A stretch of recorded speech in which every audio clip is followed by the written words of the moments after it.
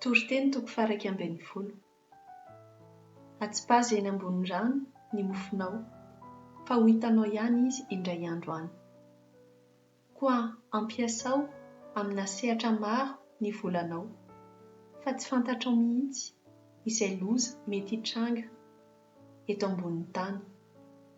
Na aiza toerana hianjerany azo, dia eo amin'izay nianjerany ihany no hijanonany.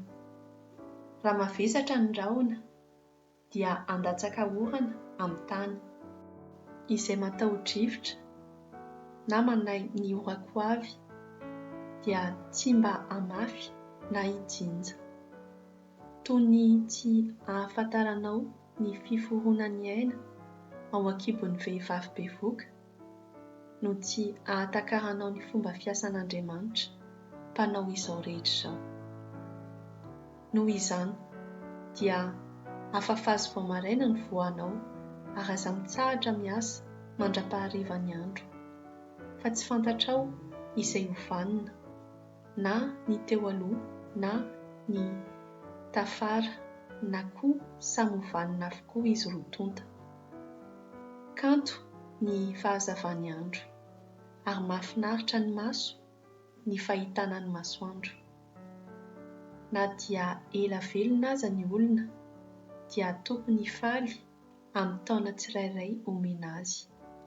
Nefa aoka ho tsarovany fa ho maro ny andro manjombona, satria izay rehetra ho avy dia zava-poana.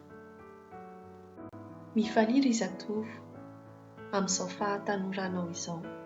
Eny, miravoravo mandritra izany fotoan'andro izany.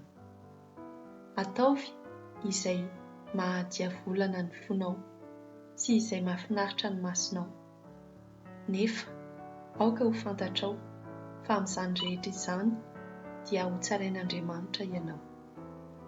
Alaviro izay mety hampalahelo sy hampaharary, fa ny fahatanorana sy ny hery dia mielina samy zava-poana.